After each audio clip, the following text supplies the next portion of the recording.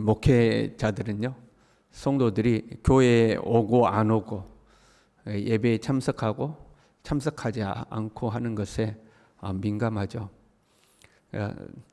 이렇게 새벽 예배, 주일 예배 때 성도들이 자리에 좀 차면 마음이 좋고, 이제 자리가 비면 마음이 안 좋죠.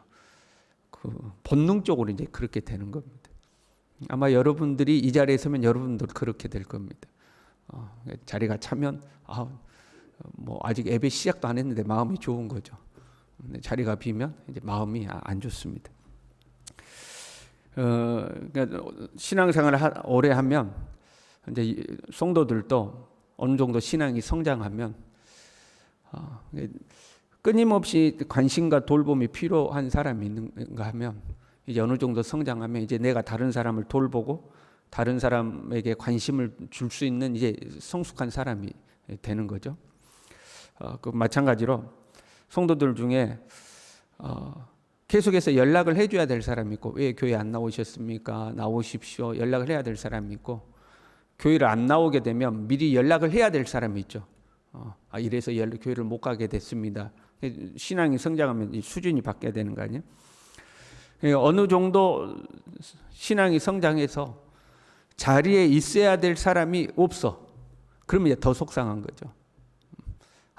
그 사람 안 나올 줄 알았는데 나왔어. 그러면 이제 마음이 좋은 거죠.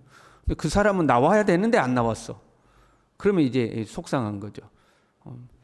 연락을 당신이 해야 될 사람이고 안 나오는 사람들을 돌봐야 될 사람인데 당신이 안 나왔어. 그것도 연락도 없이. 그러면 이제 속상한 거죠. 그래서 마음을 이제 비우려고 하는 거예요. 마음을 비우려고. 오든지 안 오든지, 많이 왔든지 적게 왔든지, 나는 하나님의 말씀을 전하는데 최선을 다한다. 이렇게 하는 거죠. 그럼에도 불구하고 교회에 많이 오면 좋은 거죠. 성도들이 교회에 많이 오면 이게 기분이 좋은 거죠. 그러면 성도들이 교회만 오면 되는가? 사실은 그건 아닙니다. 우리가 인간적으로 많이 오면 기분이 좋은 거지 교회만 왔다고 다 되는 것은 아니에요. 지금 이스라엘이요, 엎드러져도 일어나지 못하는 상황이죠. 1000명이 행군하던 성읍이 100명이 돼버렸고 100명이 행군하여 나가던 성읍이 10명밖에 되지 않았어요. 10분의 1토막이 된 거죠. 그때 하나님께서 이 이스라엘을 향해서 너희는 여호와를 찾으라 그리하면 살리라. 그래요. 너희는 여호와를 찾으라. 다른 거 찾지 말고 여호와를 찾으라 그리하면 살리라. 그러면 여호와를 찾는다는 것이 무엇이냐는 거예요. 여호와를 찾는다는 것이 무엇이냐. 보면요, 이스라엘은요 여호와의 날을 사모했어요. 18절에 화 있을진저 여호와의 날을 사모하는 자여. 여호와의 날을 여호와의 날이 속히 오기를. 왜? 여호와의 날은 자신들의 대적을 하나님이 보복해 주시는 날이라고 믿었어요.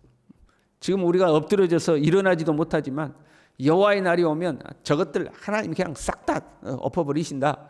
여호와의 날이 빨리 왔으면 좋겠다, 이런 거죠.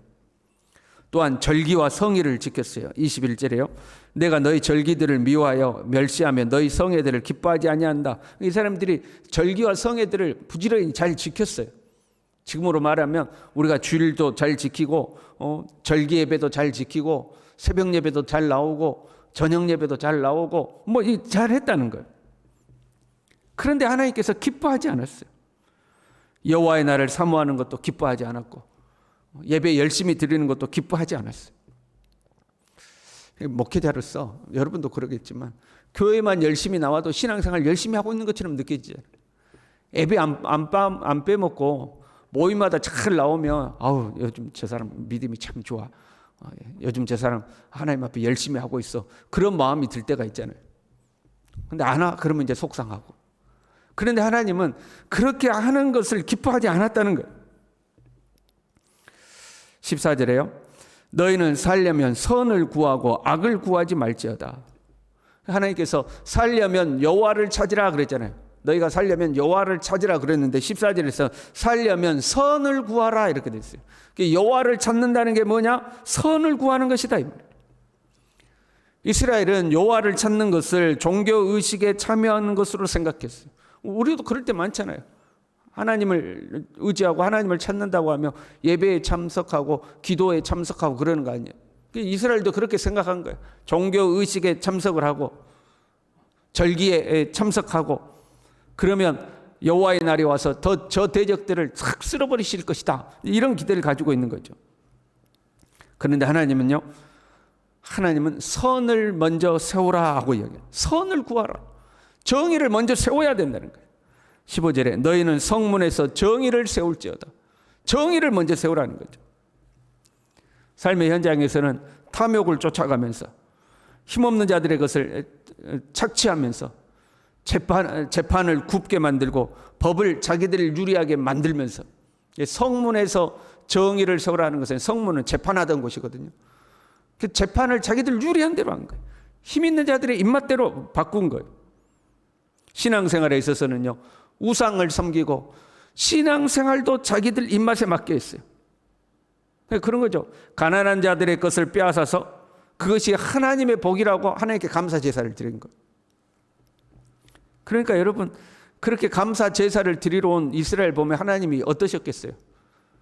가난한 자들의 것을 빼앗아 가지고 가난한 자들의 겉옷을 음식바지로 쓰면서 신발 한 켤레도 자비를 베풀지 아니하고 그들을 법적으로 처리해 버리고 그들에게서 돈을 착취해서 이것이 하나님의 은혜다. 하나님 내게 주신 복이다. 그리고 하나님 앞에 감사 예배 드린다고 나오는 그들을 보시고 하나님께서 학을 떼시는 거예요. 예배라든가 절기라든가 경건의 행위가 잘못된 것이 아니라 삶은 엉터리로 살면서 예배만 드리면 된다고 생각한 거예요. 이걸 하나님이 싫어하시는 거예요. 21절에요. 내가 너희 절기를 미워하며 멸시한다. 그냥 싫어하시는 것이 아니라 역겨워하시는 거예요. 그렇게 엉터리로 살아놓고 절기라고 하나님 앞에 나와서 제사 드리고 있는 모습을 보면 하나님이 역겹다는 거예요. 22절에요. 내가 번제나 소제를 드릴지라도 내가 받지 아니할 것이요 살찐 희생의 화목제도 내가 돌아보지 아니하리라. 여러분도 그런 경우 있지 않아요? 자녀를 양육하거나 가족 관계라든가 뭐 다른 사람하고 관계에 있어서 좀 내가 좀 미안한 것이 있다거나 내가 좀 섭섭하게 했다거나 좀 서운하게 했다거나 그러면 자녀들에게 용돈이라도 주고 부모님한테도 용돈으로 주고 돈으로 해결하려고 할 때가 있죠. 돈으로 내 마음을 표현하려고 할 때가 있는 거예요. 남편이 가정을 잘 못 돌봤어요. 그러면 생활비라도 많이 주고 뭐 이제 이렇게 하려고 하는 거 있잖아요. 하나님께도 그런 마음이 있는 거죠. 삶은 엉터리로 살아놓고 헌금만 많이 하면 된다 이제 이렇게 생각하는 거죠. 그래서 살찐 희생의 화목제를 가지고 와서 재물을 많이 가지고 와서 하나님께 바치면 될 거다 이제 이렇게 생각한 거예요. 그런데 하나님은 돌아보지도 않는다 그러셨어요. 그런 재물은 하나님이 돌아보지도 않는 거예요. 23절에요. 네 노랫소리를 내 앞에서 그칠지어다. 네 비파 소리도 내가 듣지 아니라 찬송 소리로 듣기 싫다는 거예요. 엉터리로 살고 와가지고 하나님 찬송한다고 찬송하고 있으면 하나님 듣기 싫다는 거예요. 25절에요. 40년 동안 광야에서 희생과 소제물을 내게 드렸느냐? 그것이 무슨 소용이 있냐는 거예요. 40년 동안 하나님 앞에 제물을 드렸다는 거예요. 지금 우리로 말하면 네 예수 믿은 지 40년 됐냐? 그것이 무슨 의미가 있냐는 거예요. 네가 교회 다닌 지 40년 됐냐? 그것이 무슨 의미가 있냐 이 말이에요. 성의를 지킨다거나 절기를 지킨다든가 하나님께 제물을 드린다거나 하나님을 찬송한다거나 이런 것이 필요 없다는 것이 아니에요. 다 중요한 겁니다. 우리에게 꼭 필요한 것들입니다. 그러나 그러한 경건의 행위 속에 꼭 들어가 있어야 하는 것이 있어요. 24절에요. 오직 정의를 물같이 공의를 마르지 않는 강같이 흐르게 할지어다. 정의로운 삶, 공의로운 삶이 있어야 된다. 삶은 자기 탐욕을 쫓아서 온갖 부조리와 부패와 하나님 앞에 죄라고 일컬어질 수밖에 없는 것들을 막 그렇게 하고 살면서 주일 되면 얼굴 싹 바꾸고 거룩한 척 찬양하고 하나님 앞에 예배하고 기도 소리를 높인다고 해서 하나님이 그렇다고 오냐 잘한다 하지 않는다는 거예요. 오히려 하나님이 싫어한다. 너희 삶의 현장에서 정의가 있고 공의가 있고 그리고 나서 하나님을 예배하고 찬양해야 하나님이 그걸 기뻐하신다는 거죠. 그럼 또 이렇게 생각하시는 분들이 있어요. 야, 예배고 뭐가 다 필요 없어. 정의롭게 살면 되는 거야. 너희들은 교회 가서 예배 드리냐? 나는 교회에서 예배 안 드려도 하나님 앞에 똑바로 삶을 살고 있어. 또 그런 사람도 있어요. 그것도 잘못된 거예요. 뭐든지 극단적이면 안 되는 거예요. 우리의 삶에는 예배도 필요하고 기도도 필요하고 경건의 삶이 필요하죠. 하나님 앞에 정의롭게 살고 싶지만, 선을 행하며 살고 싶지만 우리가 약해서 그게 안 될 때가 있잖아요. 그러니까 우리의 연약함에 하나님의 은혜와 자비가 필요하니까 또 하나님 앞에 우리는 나와야 하는 거죠. 그러나 그런 모든 행위로 그냥 내가 엉터리로 살고 예배 한번 드렸다고 모든 게 다 됐다, 이제 예배 드렸으니까 됐다, 그렇게 생각하면 안 되는 거고, 오히려 내 연약함을 가지고 하나님 앞에 나와서 하나님의 은혜를 구하고 하나님 만나기를 사모하고 하나님의 도움을 구해야 되는 거죠. 모든 경건 행위를 통해서 하나님을 찾는 겁니다. 형식적 행위에 만족하는 것이 아니라 하나님을 찾는 거죠. 그리고 또 힘을 얻어서 내 삶의 현장에 나가서 바르게 살고 선하게 살고 하나님의 사람답게 사는 거죠. 그것이 하나님을 찾는 것이라는 거예요. 그것이 하나님을 찾는 거다. 종교 행위에 참여하는 것이 아니라 정말로 하나님을 찾는 거죠. 하나님이 나를 만나주기를 원하신다면 만날 만한 자격 있는 사람이 여러분 되어야 되지 않겠습니까? 나는 엉터리로 살아놓고 하나님 나를 만나주십시오, 그 자격이 안 되잖아요.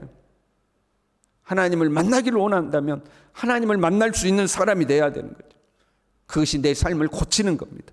의롭고 선한 삶으로 내 삶을 고쳐나가는 거죠. 그것이 하나님을 구하는 것이요, 그것이 하나님을 만나기를 소망하는 거죠. 그래서 정의로운 삶이 필요한 겁니다. 여러분, 예배 나오면 좋은 거예요. 목회자는 여러분 잘 나와야 좋아요. 자리를 지켜줘야 마음이 좋아요. 그러나 그것이 전부가 아니다. 예배당에 나와서는 하나님의 은혜를 구하고 하나님의 도움을 구하고 하나님 앞에 내 마음을 다하여 찬양하고 예배하고, 그 삶의 현장에 나가서는 마치 삶이 예배의 자리인 것처럼 그 삶의 자리에서 하나님을 예배하는 마음 자세로 삶을 살아가고, 그때 하나님께서 우리를 지켜보시고 때를 따라 우리에게 은혜를 공급하시고 우리를 만나 주실 줄로 믿습니다. 기도하겠습니다. 하나님 아버지, 입술로만 주여 주여 하지 아니하도록 우리의 삶의 현장에서 하나님의 사람답게 살아갈 수 있도록, 그러다가 또 우리의 부족함을 발견하면 또 하나님 앞에 엎드려 은혜와 도움을 구하고 주님이 힘을 주시면 그 힘으로 삶의 현장에 나가서 또 하나님의 사람답게 살아가고, 이런 진짜 하나님의 사람으로 우리의 삶을 살아갈 수 있도록 우리 모두를 붙들어 주시옵소서. 예수님의 이름으로 기도 올리옵나이다.